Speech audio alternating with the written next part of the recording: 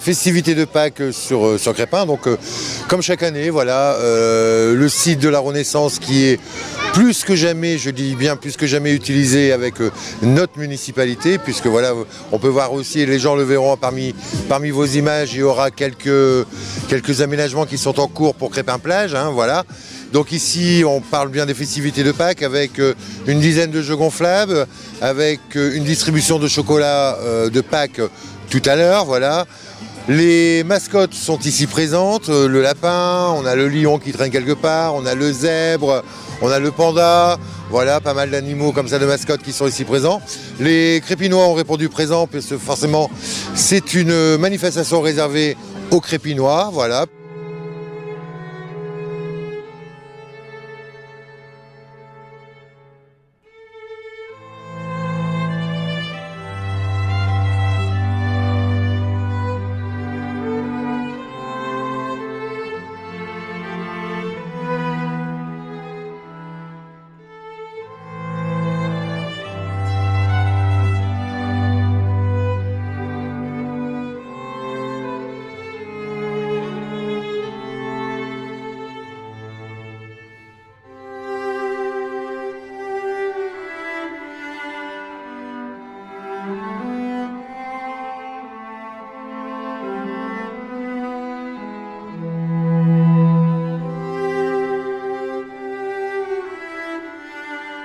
Je tiens à remercier tout particulièrement Cathy du pôle jeunesse qui vient de sortir aussi d'un magnifique centre de loisirs où nous avons conduit, j'en profite pour les remercier, les 145 enfants du centre de loisirs, accompagnés aussi d'élus qui ont assisté Cathy et les animateurs dans la surveillance des enfants à Disneyland Paris, puisque Disneyland Paris ce jour-là était complet, archi complet.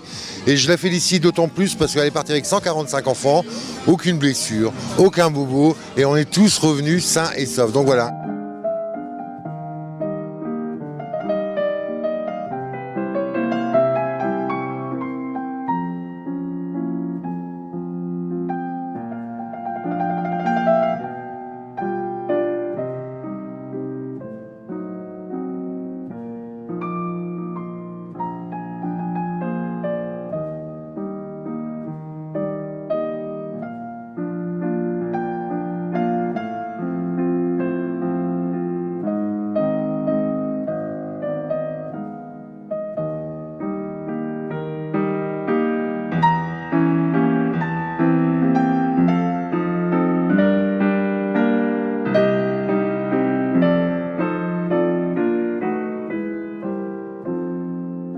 Donc ici aujourd'hui pour le grand jeu de Pâques organisé ce jour pour tous les Crépinois, ils ont dû s'inscrire au préalable à la médiathèque.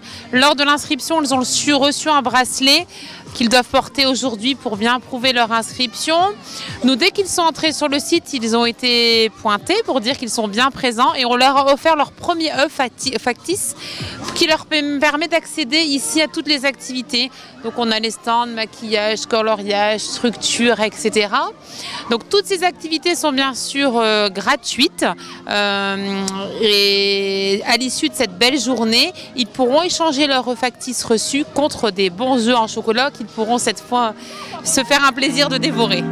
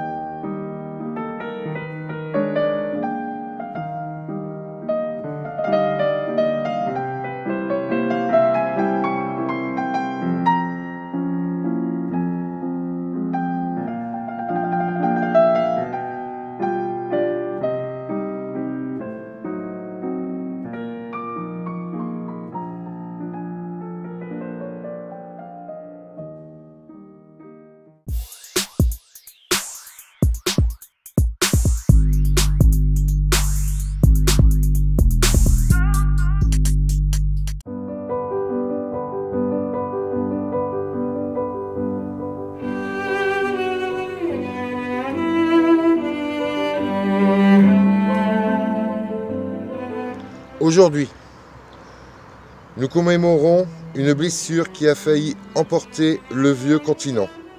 une blessure infligée à l'humanité tout entière, au cœur même de l'Europe. Elle nous rappelle que sur nos terres, dans ce siècle encore très proche, l'homme a pu devenir le bourreau, l'assassin, le visage répugnant de la barbarie déchaînée.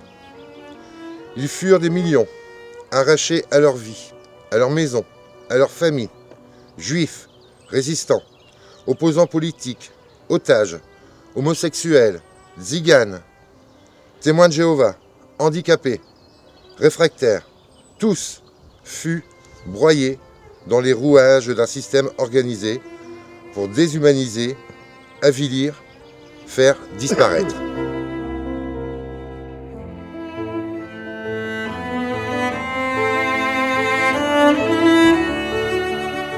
Aujourd'hui, dans nos écoles, dans nos mairies, dans nos préfectures, leur mémoire nous parle encore.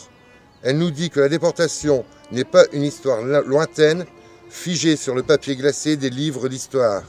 Elle est un avertissement et même une exigence. Elle est le socle d'un engagement sans cesse renouvelé pour les droits humains, pour la dignité, pour la paix. Il ne s'agit pas seulement de se souvenir, il s'agit de transmettre, de dire aux jeunes que ces crimes ont été rendus possibles par le silence, l'indifférence, l'habitude, et qu'ils peuvent renaître dès lors que nous cessons d'être vigilants. C'est pourquoi la République ne transige pas avec la mémoire, elle la fait vivre, en l'enseignant, en l'honorant, en la défendant. Aujourd'hui, la France pense aux disparus, à ceux qui ne sont jamais revenus. Elle pense aux survivants, dont les paroles longtemps étouffées ont ensuite éclairé le monde. Elle pense aux enfants et aux petits-enfants de déportés, porteurs d'un héritage douloureux mais nécessaire. Qu'ils sachent que la nation ne les oublie pas, que leur histoire est aussi la nôtre et que nous sommes ensemble les gardiens de cette vérité vertigineuse.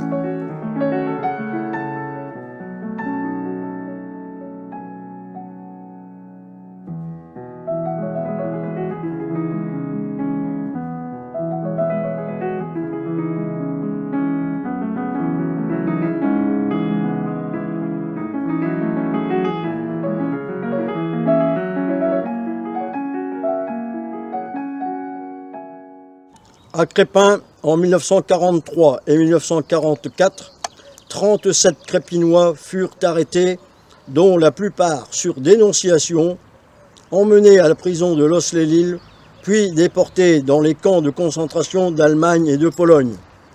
Flossenburg, Gross-Rosen, Nordhausen-Dora, Bleckhammer, Breslau, Oranienburg, Bergen-Belsen, Buchenwald.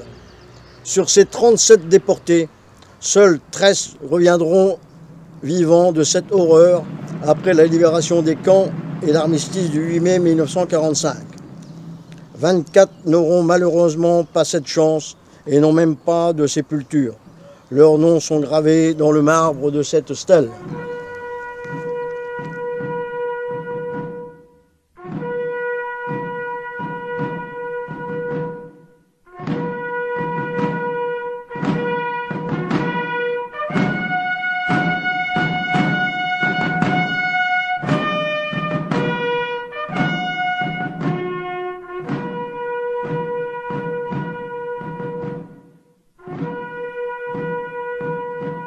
Nous aurons également une pensée pour les déportés qui ont eu, eux, la chance de revenir, qui, à la date d'aujourd'hui, sont tous décédés et dont certains reposent dans le cimetière de Crespin.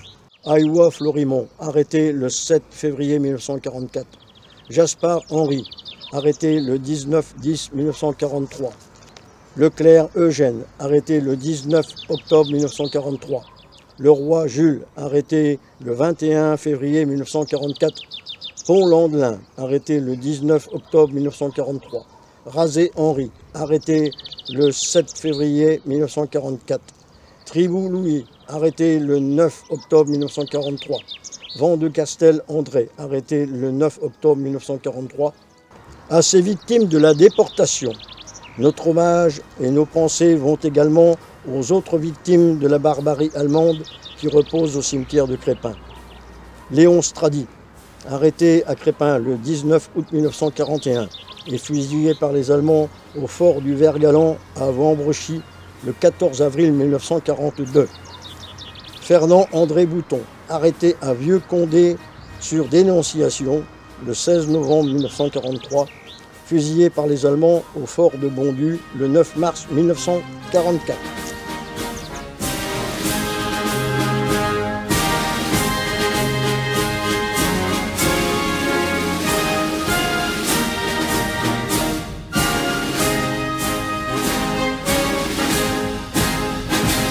Soyons dignes de l'héritage que nous ont transmis les déportés, un héritage d'humanité, de justice et de grandeur. Souvenir, reconnaissance, transmission, telle est la promesse que la République renouvelle en ce jour. Vive la République, vive la France!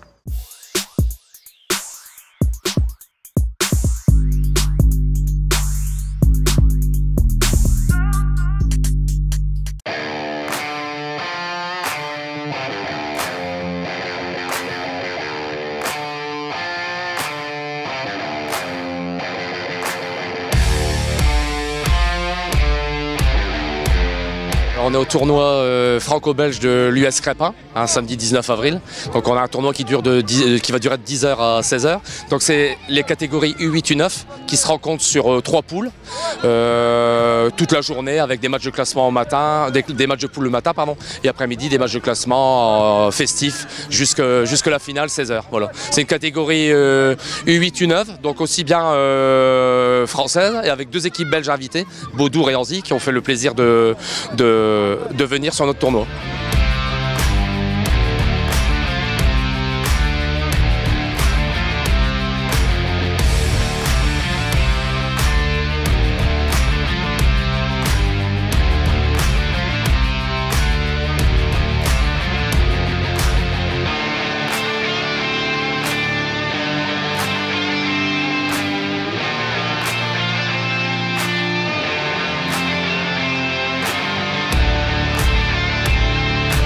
Alors les objectifs, c'est toujours pareil, donc après 2 montées consécutives pour l'équipe première, on espère la montée encore cette année. Bon, malgré qu'on est 3e au classement, mais le 2e n'est pas loin, donc il y a peut-être encore un espoir de monter. L'équipe B, c'est un petit peu plus dur cette année, mais bon, elle est au milieu de classement, donc voilà, c'est honorable on va dire. Dans les jeunes, le club se porte bien. À l'heure actuelle, on est entre 120 et 130 licenciés, donc tout va bien. De la catégorie U6 Babies, même Babies, on a des petites 4-5 ans, jusqu'à la catégorie U12, U13. Nous avons 140 licenciés, donc le club se porte au mieux.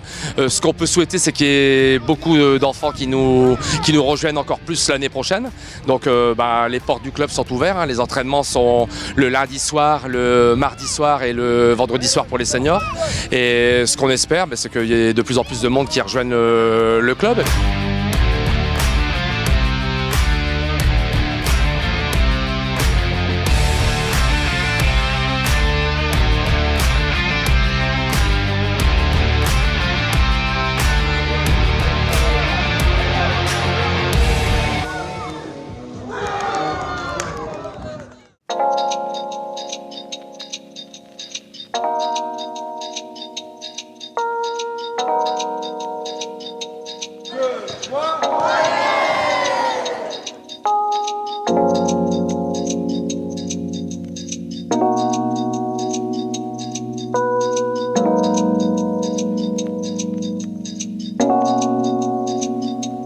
Donc c'est un tournoi qui regroupe 2 catégories, U11 et U13, avec une partie qui est terminée ce matin en U11 avec la victoire de Club de Lille.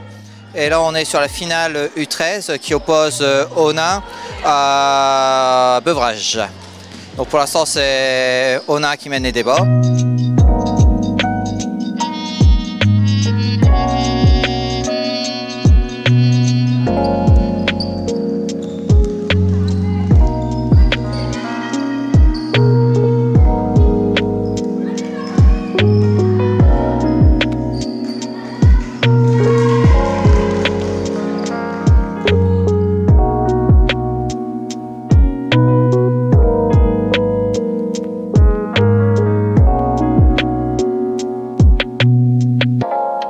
au niveau du club, cette saison, on a joué les milieux de tableau dans à peu près toutes les catégories.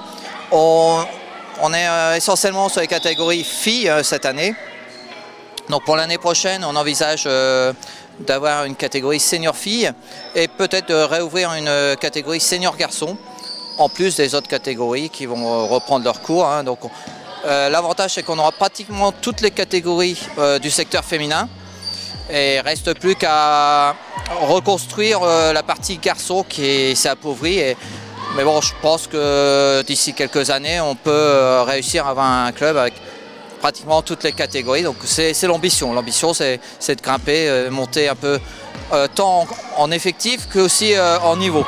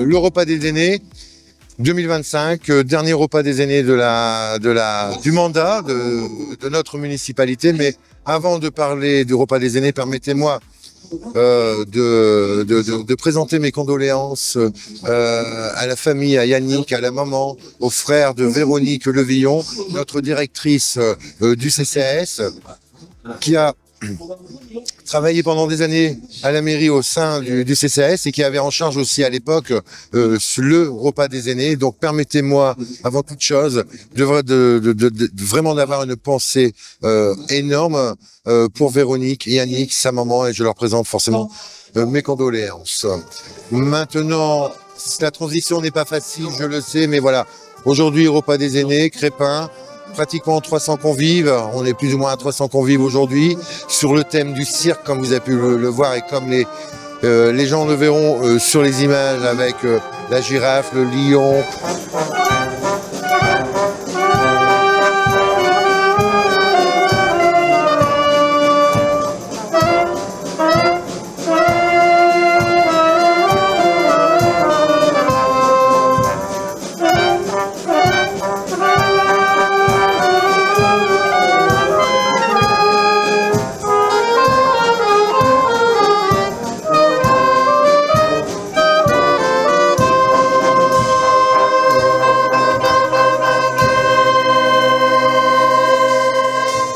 Alors déjà, je peux vous dire que c'est exceptionnel ce qu'on voit ici.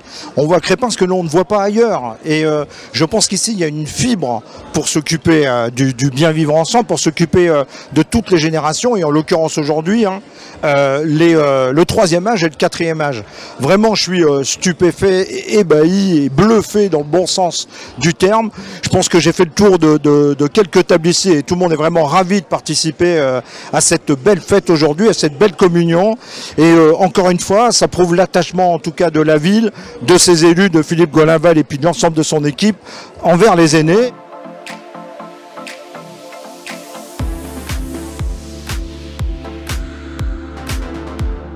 Le budget avoisinant les 7 millions d'euros a été voté, et je m'en réjouis, à l'unanimité le 10 avril dernier. Les investissements seront nombreux et importants. En matière de sécurité, la vidéoprotection tant entendue, que je vous ai parlé déjà l'année dernière, mais cette fois-ci, c'est officiel, elle arrive bien cette année sur la commune pour un montant de 750 000 €.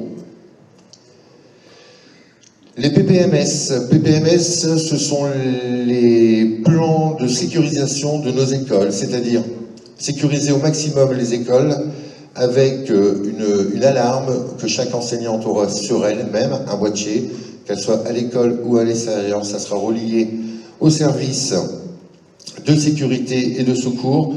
S'il arrive quelque chose, intrusion, incendie ou autre chose dans nos écoles, des films vont être mis sur chaque vitre de nos écoles. La rénovation complète de l'impasse Marie sera bien faite cette année, elle va bientôt débuter, pour un montant de 350 000 €. Avec les Amis de Saint-Landelin, la rénovation de la chapelle Saint-Roch, la mise en place d'un nouveau plan de circulation pour davantage de sécurité et libérer des places de parking. Si les essais sont concluants, il deviendra définitif. Chose promise, des aires de jeu vont voir le jour sur les communes. 3 aires de jeu, une derrière la mairie, une au niveau de la rue Butor, et la 3e, vous n'êtes pas oubliés, dans le quartier de Blanc-Misseron, avec aussi une aire de crossfit. Concernant le cimetière, la livraison, il y aura la livraison des jardins partagés ici à la fin du mois, début mai, ils sont en train d'être finis. Concernant le cimetière, les nouvelles colonnes columbarium vont être installées. Avant de finir, je tiens vraiment à remercier très très chaleureusement mes élus ici présents. Parce que sans eux, je ne serais pas là. Sans eux, mesdames et messieurs, je pense que vous pouvez les applaudir. Sans eux, on n'aurait pas des salles comme celle-ci. Donc, du fond du cœur. Et je le dis plus particulièrement aujourd'hui, vous allez le comprendre et vous savez, nous sommes en 2025. C'est notre dernier, pour nous, c'est notre dernier repas des aînés, vous le savez très bien, puisque l'année prochaine, le repas des aînés aura lieu en avril. Mars 2026, les élections municipales auront lieu. Donc, ça sera à vous de faire votre travail. Mais je voulais vraiment, vraiment, du fond du cœur, les remercier publiquement devant vous pour le travail qu'ils m'ont apporté pendant ces 4 ans. Un grand, grand merci à vous.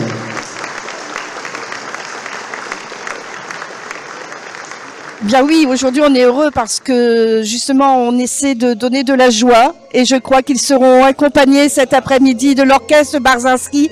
Ils vont passer un agréable moment, un bon repas, c'est tout ce qu'on souhaite, une belle ambiance.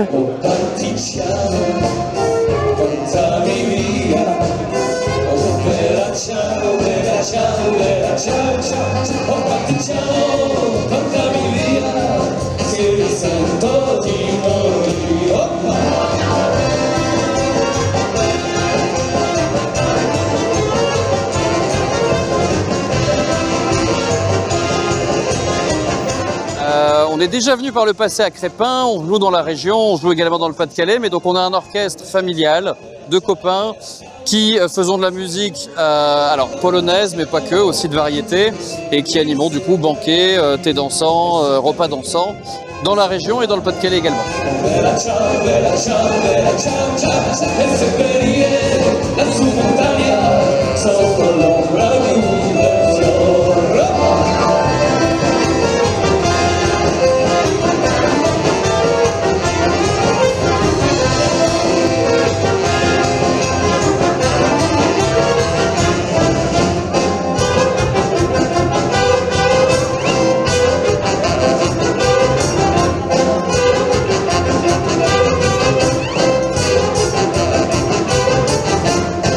Alors le tourbillon des saveurs, alors nous on est spécialement service traiteur, hein, donc pour communion, mariage, tout événement, enterrement, tout ce qui est événement. Et on peut me contacter au 06 73 37 33 54 et ça sera au plaisir de vous contenter.